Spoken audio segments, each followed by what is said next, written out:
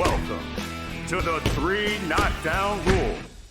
And welcome to the latest installment of Quick Jabs on 3 Knockdown Rule, brought to you by Hustler Casino. Alright, big fight. Boardwalk Hall, Atlantic City, Welterweight unification, brought to you by Matchroom Boxing and broadcast on The Zone.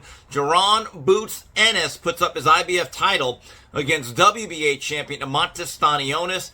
Folks, in terms of natural talent and ability and versatility, I favor Boots. In fact, I think Boots is one of the best fighters in the world, despite a rather flimsy resume. I get it.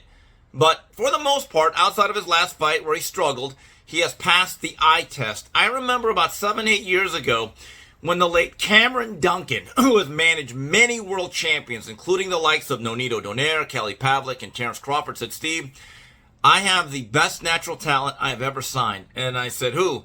It's a young man out of Philly, name is Boots Ennis. First name Jaron. Watch. Well, Cameron had an eye for talent. I used to call him the best bird dog in the business, and I don't believe he was wrong. Now, is Boots a strong favorite in this fight? Yeah. Here's the thing about Stanionis. He's strong, he's rugged, he's tough, heavy-handed. But ring rust. Did you know this was only his third fight since the end of 2021? What do we always say, folks? Activity matters.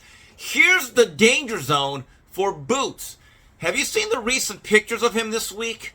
He looks emaciated. He looks starving. He could use a sandwich or three.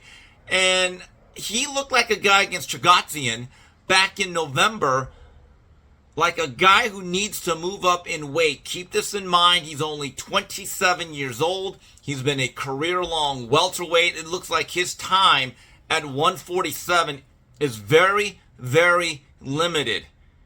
I still think he's going to win because he's the more multi-dimensional, multifaceted fighter. But I think there's going to be some real hard, dangerous moments in this.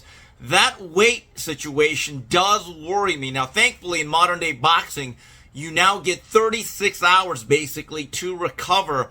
But I get the sense that this will be one of the very last few fights at welterweight for Jaron Ennis.